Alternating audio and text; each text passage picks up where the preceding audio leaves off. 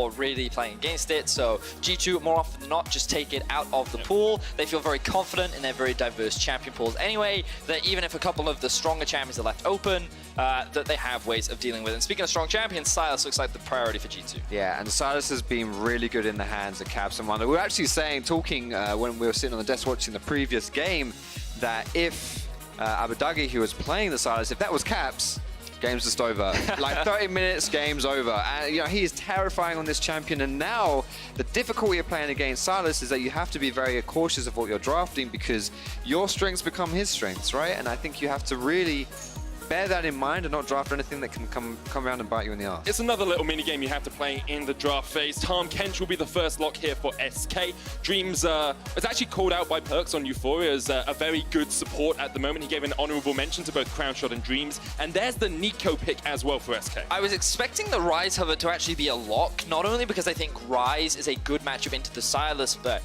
to take it away from G2, because when we think about some of the best Ryze players, not only in Europe, but in the world, like, you have to kind of bring Caps and Wonder into that conversation. The fact that they would give that over suggests to me that maybe they believe G2 don't want to go double AP, but I'd be very surprised if they didn't want to just lock that in right now.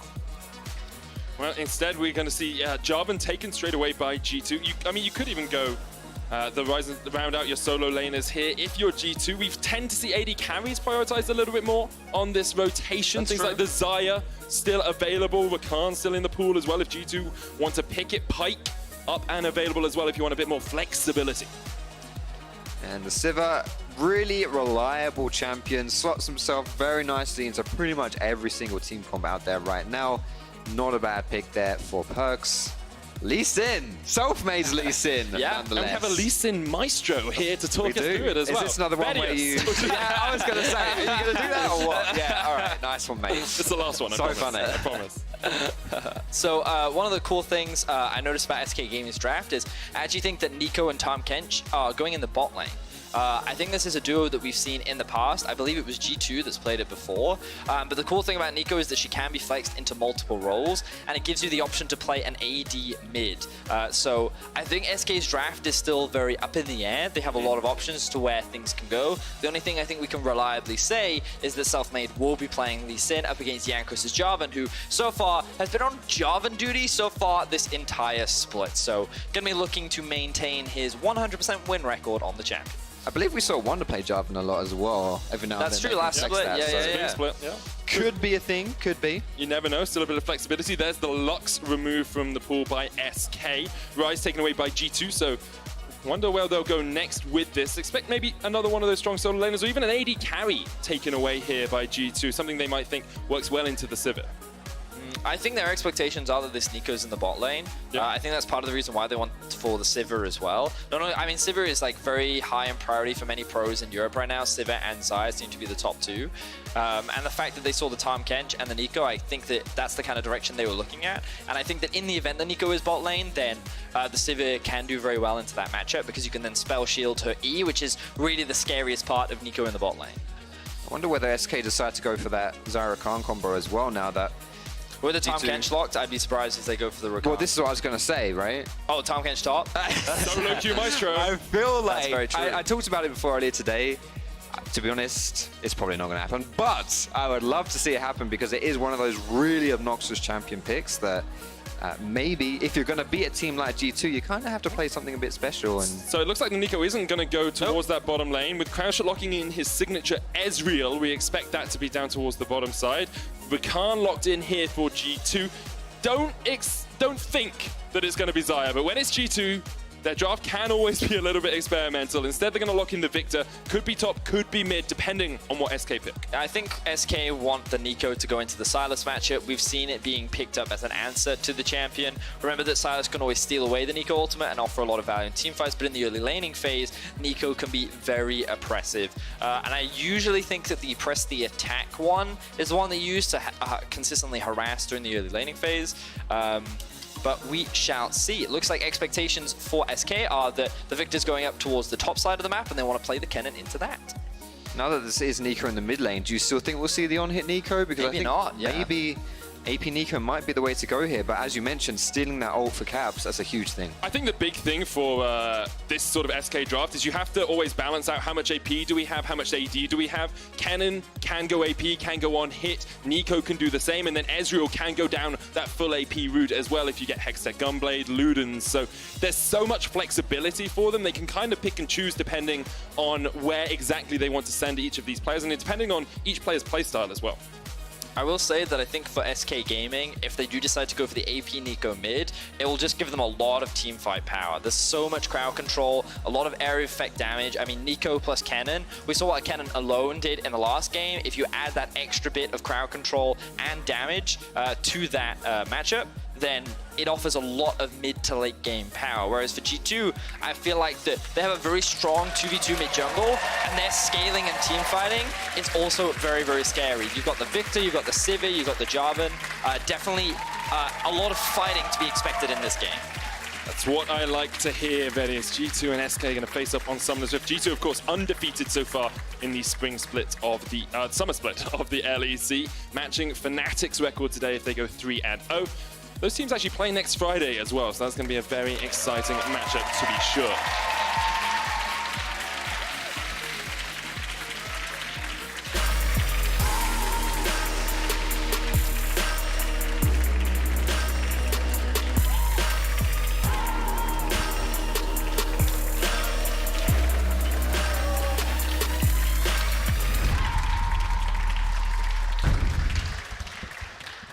Now, for anyone that is a fan of Mic Check, you will be happy to know that G2 do all have matching icons. They've all gone for the Void, and that usually means that they want to make their opponents feel very miserable, like there's nothing that they can do being trapped in the G2 Void. Bit of fun facts for you as G2 look for a bit of an invade very early on into the game.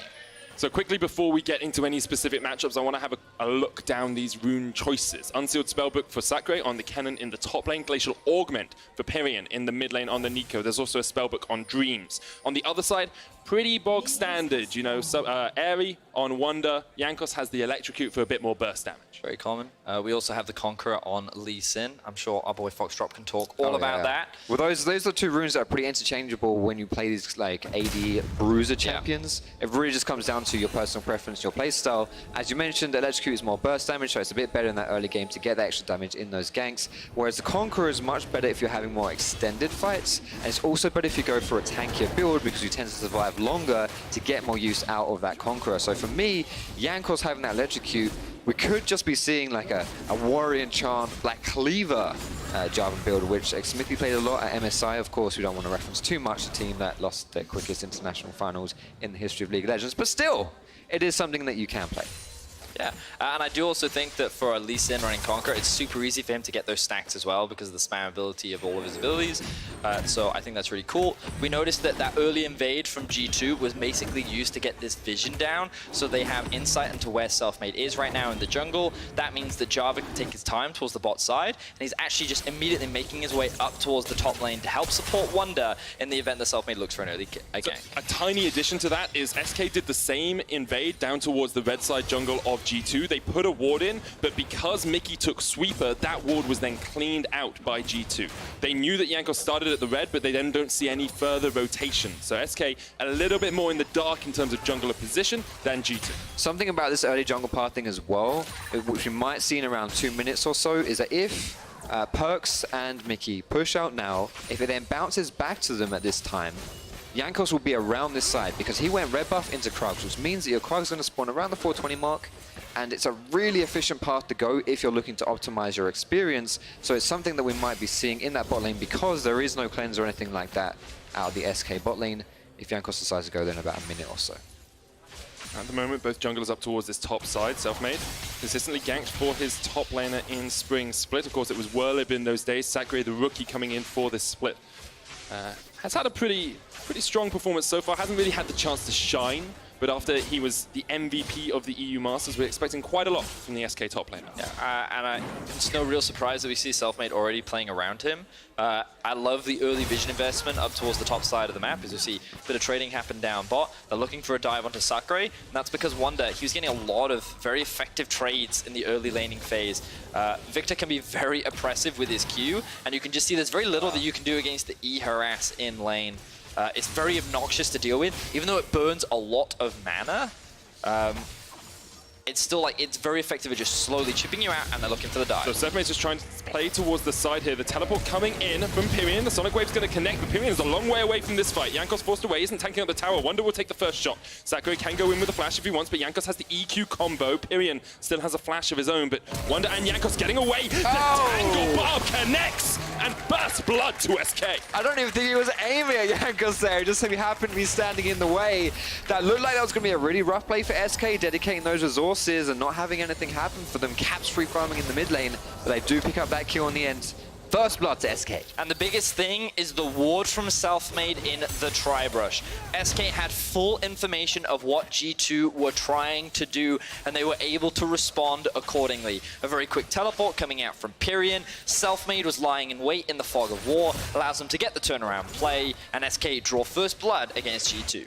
Now, we have seen things like this happen in the past. Caps has still got his flash and his teleport, so I want to see how much G2 do around that advantage. We've seen mid laners play into Caps, burn their flash, trying to get a kill, even in a 1v1, getting the advantage, but then Caps and Jankos being able to turn it around because of that summoner spell advantage. Also remember that the CS discrepancies have built up as well. Even though that TP play was made top, Caps was able to get a lot of farm completely uncontested, and Sakurai, even though he gets that first blood, all it's done is equalize the golds between him and G2, so no real strong early game advantage built up, but here we get to see the replay once again. It's really smart for Selfmade. He reads this play, but he still sits in the fog of war because he wants Jankos to engage with the flag and drag, because he knows, yes, that's Jarvan's way to get in, but it's also his way to get out, and it means it kind of seals his fate right here as Pyrion throws out the E. I genuinely don't think he was aiming at Jankos there, but either way, he hits him, and that's first blood. Aim in the general direction and hope Just that you throw hit. it out, see what happens. Beautiful stuff from the side of SK. So putting a bit of pressure onto G2 will cost them a couple summoner spells up towards the top side of the map, give Selfmade another opportunity to roam up top, look for a play. But speaking of roaming, look at Mickey. Very classic play from him. Level 4 immediately looks for a play around the map. We saw it from Hillisang earlier on. We're also seeing it from Dreams. Want to just be around to help support his team, as G2 once again look for a play up top. They know there are no flashes on Selfmade or Sakurai. Here we go. Mickey going to help out Jankos, or jump to Jankos with the battle dance. Wonder level 6, Caps on his way up as well. Now they've spotted him. Now Sakurai does have his ultimate and an ignite. Could be a dangerous dive for G2. You've got to execute this perfectly. There's no TP on the rest of SK, so they can't join the fight. But that's very well played by SK. They're absorbing so much pressure up towards this top side. And meanwhile, Perks is just kind of left in an island down towards the bottom lane. He's forced in a 1 versus 2, which SK are more than happy to reap the rewards from. So G2 fail another early play, and SK just slowly but surely building up a gold advantage. Perks is not too happy about being left by himself, but on the flip side, as far as it goes, he played that one how he needed to play it, pulls back, allows SK to push into him, and then just takes the CS under the tower there. And Mickey will be back down here in time. Looks like they might actually get engaged with Crown Shot. Jump, Crown Shot, flash in from Dreams for the Devour. Perks is going to get some more damage out. That's a summoner burn on the side of the Tarm. Kench, feel like Crown Shot could have played that a bit safer. Mickey comes back into bot lane, is like, "Did you miss me?" Very quick knockup, very clean, and they immediately force a flash out. Great stuff there from Mickey. Now Jankos turning his attention to the bot side of the map. Difficulty here for Crown Shot is he doesn't have the teleport, so he's going to try and clear out the wave. Selfmade forced away, dodges away from the EQ, but Caps on his way up as well. Selfmade with the fancy feet. Mickey's though with the chase, with the grand entrance, going to get the chase down. Selfmade continues to try and get away, but it doesn't really have anywhere to go. Dreams on his way with the Devour. The heal comes out as well. G2 once again investing a lot, and somehow Selfmade gets away. SK absorbing pressure all over the map. Selfmade with a happy feet on that play right there. Dodging out, ducking and diving as well. And Jankos breaking his ankles a little bit. Dreams coming through with the perfect hero save. And you mentioned Perks, the man himself playing in this game right here on the old server, did hype up Dreams and say he's a very mechanically strong champion player. And, you know, Tom Kench, as we all know, very mechanically intensive. And right there, perfectly timed the Devour to save Selfmade. And also, think of the resources invested by G2. Flash on Mickey, Flash on Perks. Selfmade didn't even have his Flash, yet due to some very great play, was able to get out of that very sticky situation. So good demonstration of potential Lee Sin mechanics there from Selfmade. And SK right now have not conceded any early game advantages to G2. Very few teams around the world can say that. I was just about to say that when you ripped it right out of my mouth, Eddie. This is exactly how we see G2 be such a dominant team. They just run around and they outplay you consistently.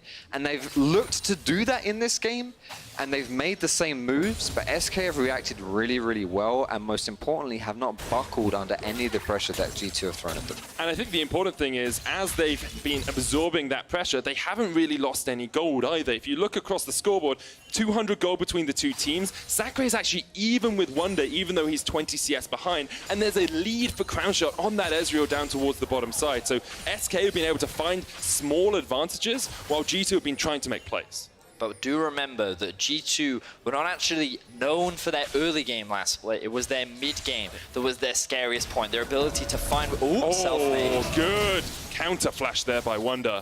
Very clutch stuff. But nothing really comes out off the back of it. Just a couple of summoners traded. But as I was saying, G2 are really scariest at their mid game as Caps goes for an all-in. Yeah, Pyrion flashes away, uses the shield from the Pop Blossom, will escape. Caps didn't have to burn a flash of his own, and Jankos is waiting just around the corner, so Pyrion will back all the way back to his tier 2 and call for assistance from the highly mechanical Tom Kench. That is one of the scariest things about picking Nico into Sylas. It's a very, very strong ultimate to steal. I always feel like the best ultis to steal for Sylas as a tier list, tier 1, engage tools, and tier 2, teamfight tools. That has to be the strongest teamfight ulti, one of them in the game, especially if you're playing Sylas, who actually has like perfect setup for that ultimate, right, with the double dash.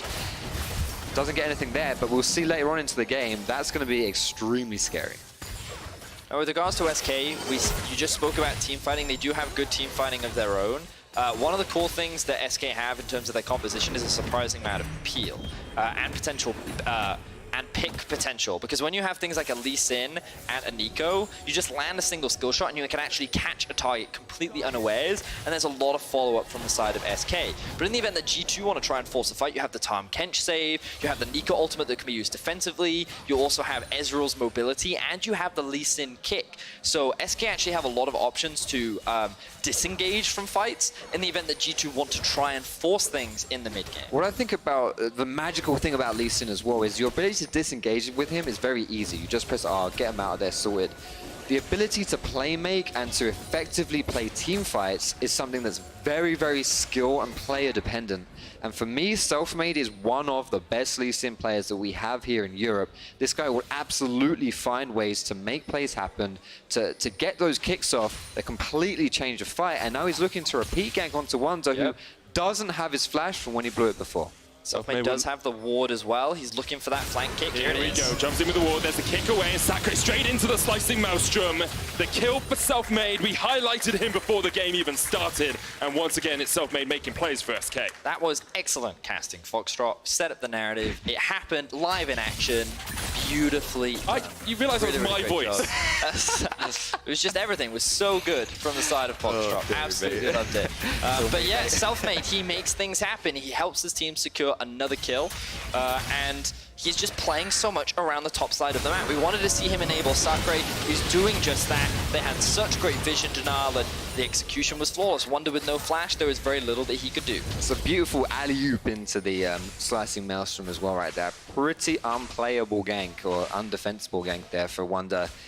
But he is Victor. He does have TP, so we will be back into lane to lick his wounds. But Pyrion's here. Tangle Barb's going to connect. Wonder pops down the gravity field. Jankos on the chase here as well. The Pop Blossom used. Jankos able to jump in just in time. Counter teleport used. Shape splitter from Pyrion, but they spot out the right one. And Sakurai doesn't really have much here. Doesn't have the ult. Has no ability to chase down the rest of G2. Yeah, I think right here with Sakurai not having his ulti, thinks maybe that Pyrion's going to survive a little bit longer right there, but going down, not having anything to save his teammate.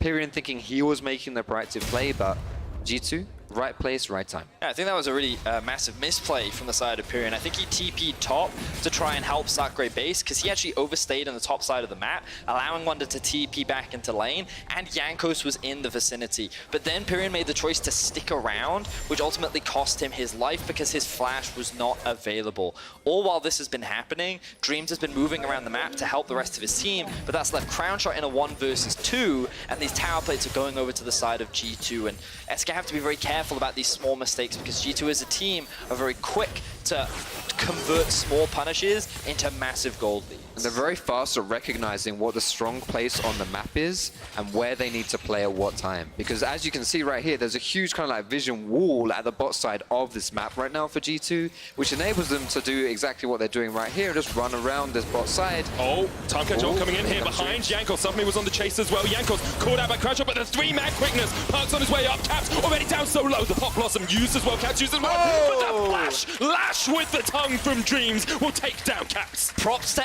SK continuously finding picks of their own.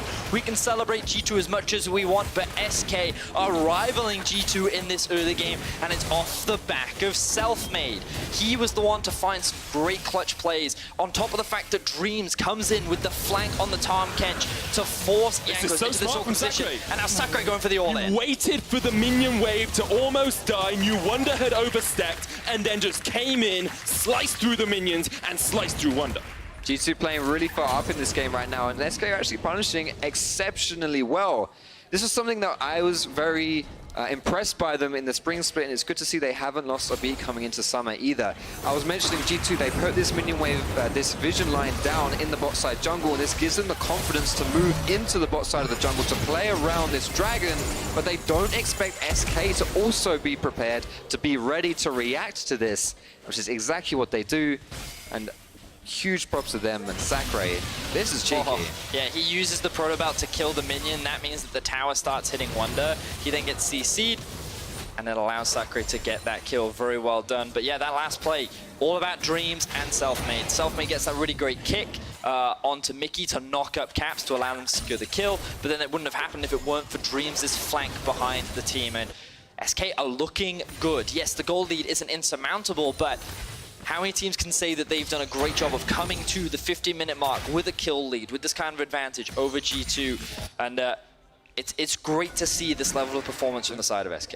It definitely is. And you'll note as well, we're praising SK a lot, saying that it was all pressure, they've been able to make the picks. We're not really putting G2 down too much. At some point, you expected this team to have a hiccup, to have a game where they maybe struggled in the early game. Here, they're still only 500 gold behind. They're still very well within reaching point of this game. And until they really start failing consequentially, that's when we'll start to be a little bit worried. But Wonder caught out in the bottom lane once again. It's Selfmade and Sakurai. It's all about them. And the double S is for SK. Get the kill. And the main reason I was going to say why we've been praising SK so much is because G2 have actually done a lot of what G2 always does. They have been so active in the early game, and Jankos has been literally everywhere. Yet SK have just done such a great job of punishing it. But now we're starting to see some of these big mistakes come out from Wonder, overstepping. And we see Dreams posturing very far forward in this mid lane. He knows his jungler is there. But G2 is very aware of where Selfmade is, so they're not overcommitting to the play. Oh, wow. They're going to go in with the Cataclysm in the mid lane, not overcommitting, but they can commit just enough. Dreams goes golden. Crownshot doesn't really have any damage to follow this up. Dreams with the thick skin won't survive for long. Sakurai will get a tower in the bottom lane, but G2 find a kill in the mid. That was hideous timing right there for Dreams. Just as Selfmade cues over the wall, Jankos pops out of his bush and takes him down. It's going to be a tower as well. We're just praising the fact that SK were able to react to what G2 were doing, but G2 do not relent as a team. They keep putting this pressure on you. And you can see at some point they're going to find something. And right now for SK, they were able to get... I mean, they're in the lead this early game. I mean, just because G2 got a kill, it's almost easy to say, yeah, the game's over now. They got their second kill of the game, it's done. But SK have a very good team fighting comp. And in my opinion, that's one of the team comps that's the easiest to execute. And so I think, if you can get this good early game, then realistically speaking, because of this draft, SK, this is a totally winnable game for them. And, you know, they don't have to do anything crazy to achieve that. Because remember, the SK's comp is not about snowballing, right? So even if you're just going even with G2, and sure, you're trading a couple of kills, you're trading towers here and there, like, SK is in a prime position to just force one good team fight, and then all of a sudden that gold lead that is, what, a couple hundred, 1,000 right now, can snowball to 3, 4K. Once they're in that spot, G2 have less options to try and fight back against SK, because G2 are honestly relying a lot on their team fight prowess. You know, they have the Jarvan, they have Victor, Sivir. Caps is only the really one that can look to play on side lane. And when we get to that point, we can explore how G2 try and leverage that. But for the time being, SK very comfortable, very happy. And as we're like reaching this mid-game point, the game is not out of control, which is ideal when you're playing against G2. It definitely is. G2 have a habit of just spiking their gold lead. Between 15 and 20 minutes last week against Splice, they got plus 7.8 thousand gold. In 5 minutes, they accelerated the game by almost 8,000 gold, which is absolutely incredible to me. Now, gold pretty much equalizes that. Rift Herald takes down the tower in the bottom lane. SK, you're getting 2 items complete on some of these carries as well. Crown Shot on his signature. Ezreal has the Trinity Force and the Manamune stacking up, so he's in a very strong spot. But the question is, can they hold back G2 as we get towards the mid-game, where G2 historically have been so strong? And this is one of those things where sometimes we see teams play a little too defensively because they have that level of respect for their opponents. They're a little too afraid sometimes to force a play because, like, we're in a good spot now, let's just be patient, let's slow down. But again, Foxtrot, you already said it, G2 don't slow down. They're not a team that just gives you a moment of respite, and you have to be willing to block every single punch that they throw at you, because if you make that one wrong move, that right hook is going to land and you're going to be down, and they're not going to give you another opportunity to get up. I think for me, what I'm keeping my eyes on to that point is Sakurai on this Kennen, because I was casting the E-Masters and he got the MVP of the entire tournament, and he was just mega smurfing the entire way through playing for SK Prime.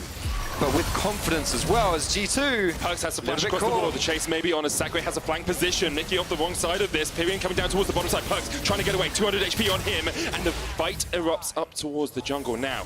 Crown Shot and Crown Shot. Yeah, it's Pyrion. Crown Shot and Pyrion. Looking for this flank position. Ulti. Going in. Mickey lands the charm. Showed away the quickest. No, thick skin. Just deliver them the double. 2 quick punches from G2 and SK are down for the count, but maybe they want to get up off the mat. Pyrion going forward, can't find any connections, and SK have to retreat, limping. Just as we were talking about perhaps over-respecting your opponents and playing a little bit too passive, the most over-aggressive play you could have cooked up happens for SK, delivering Tahm Kench. Wait. I'm going to call him a frog because Ender's going to get triggered if I say that. And the Blind Man into their deaths. I mean, you can't really give G2 an inch because they will take a mile, and right there, that was a bit of a blunder. So a lot of things happened where we actually get to see a bit of classic G2 in this situation as well, because SK had committed to the Inferno Drake. And what G2 will often do is when they only have one strong side of the map, they like to play towards it. So they actually grouped up as 4 members mid and then made their way up towards top. What they weren't expecting was SK to actually challenge them in their half of the jungle, because SK actually had very little vision in that area of the map.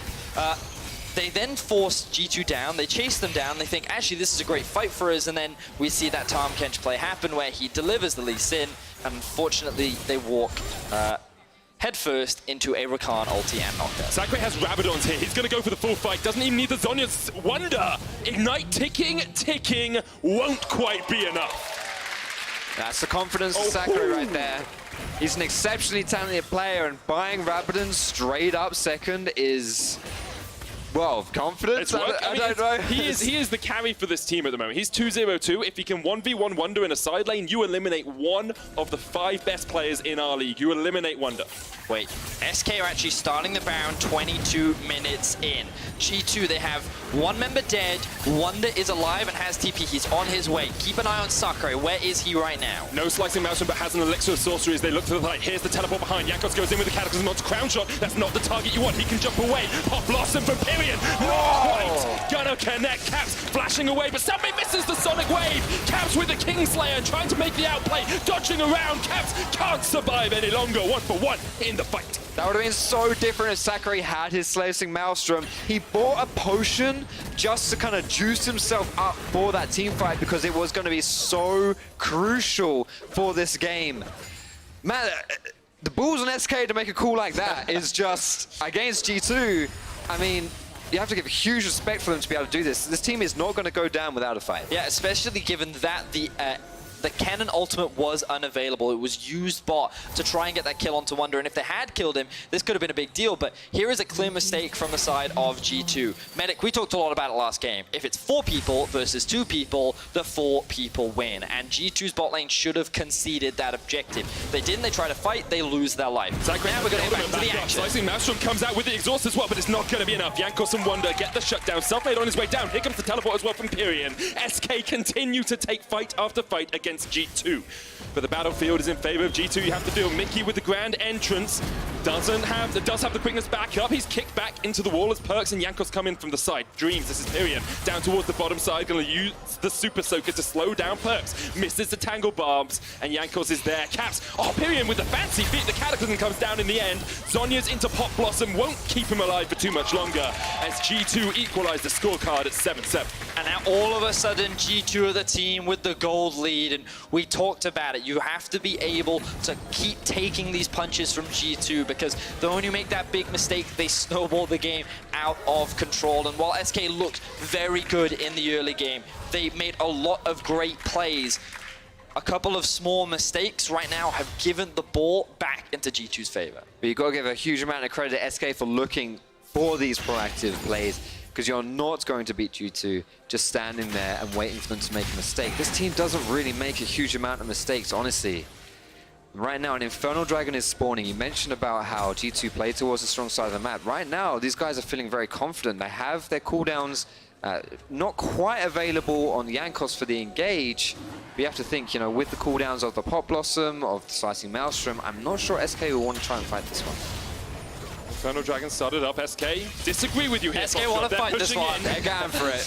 So Shape Splitter used. Infernal Dragon goes down. Mickey with the flank here. Pyrian immediately caught out and he's done. Pop Blossom can't come in, but Sacre now onto the backline. The Slicing Mouse from Caps goes golden with the Pop Blossom. Sacre taken out as well. 1 for 2, 1 for 3, 1 for 4. G2 wiping the floor with SK. What a team fight from G2. SK, there it is. The ace for G2. Wonder picking that one up on the backside. SK, they wanted to contest the Infernal Dragon, but it wasn't a fight they could take. They're going to lose a lot more than just the Infernal, though, now. Foxdrop, you said it was risky. You said maybe they don't want to take this fight, but SK said, we've got to. We've got to go for this play in order to regain control over the map. But look at Mickey. He's sitting in darkness. He finds such a massive taunt onto the SK lineup that they cannot land the big wombo combo. Because all of the members get picked off one at a time, G2 come out on top. They only lose the engager of Mickey. And I've been watching some Patrick recently, I believe. I wonder was just there like bait. He was like, oh no, I've overstayed. Out of position. But now he's 4-3-5 after being camped in the early game, and G2 show us once again why they are the top team in our league. Credit to SK though, the 6th place team from Spring, fighting against the most dominant team I think Europe has ever seen in terms of international success, and showing that they can play with the big boys. If I am going to be an optimist here for SK, yes, they have kind of tripped over a little bit and fallen slightly on their face. Cuts and bruises abound. The thing is, we saw them lose a team fight, and we're talking about how strong SK's team fight is. The way in which they played that fight is absolutely not how SK will find success, because they were the ones getting engaged on. If SK want to win team fights, they have to be the ones engaging, and there's still a chance to do that, like a cheeky little bush. Here we go, here we go. Oh, out of darkness they come, and Sacre jumps off the backline. Pop Blossom used already. Perks is down, but Perks takes down the cannon with him. And now Dreams will fall as well. It's a 1 for 2 in favor of G2. Crownshot trying to do what he can. Wonder down to half. Caps has the blank position here. Oh, he's just going in. He's going in 1v3. Caps is looking for it. G2 are looking for the total knockout blow here. A haymaker from Caps could make it happen, but instead Caps will act as the bouncer and force SK away. And while I like your optimistic approach, Foxdrop, unfortunately the levels and gold are just too big in favor of G2. They're going to break into the base. SK holding the line for now. Oh, good flash away from Selfmade as the grand entrance comes in from Mickey. The inhibitor has to be the target here. Crownshot's used his arcane shift, and Caps is on the chase. Caps can sense blood in the water. He takes one. Selfmade chased up towards the top side as well. Mickey misses, but Wonder does not. The final shot into the heart of SK as Selfmade falls, as does the inhibitor. Up until the moment they lost, they were winning this game. You blink and you miss it. SK, 27 minutes into the game. G2 are running into the base. They're looking for the Nexus towers, and shortly after, you have to think the Nexus as well. 5 minutes ago, SK were 2,000 gold ahead. Now G2 with a 10,000 gold lead continue to push in. SK can do nothing against it. They tried their hardest, but G2 are going to remain undefeated. G2 now dancing around the Nexus, doing what they often do. Look for more kills. Will they be able to pad their KD out more? The Abyssal Voyage coming in behind. Yes, they will, because Dreams just feeds them a catfish on a platter. The Nexus is down to half, but that's all the minions doing the work. Selfmade trying to survive, but he cannot stay alive. G2 rounded out and are 3-0 in Summer Split. That was such a G2 game. Oh, baby. It was a really G2 game. All credits to SK though. Yeah, massive props to SK, Foxdrop. You said it a lot throughout the game. They did so well, soaking so many of the punches from G2. Like this was just such a representation of a boxing match to me, where it was like the heavyweight was just throwing punch after punch, and SK did some really impressive stuff, but they dropped their guard for a brief second. All it takes is one punch. Yeah. That's all it takes. You blink and you miss it. I think if SK do that, I think the other thing I want to highlight for SK is not that they only absorb punches, they punched back so many times. Sakurai and Selfmade, especially in that top lane, finding picks on Wonder, catching him out, getting SK a size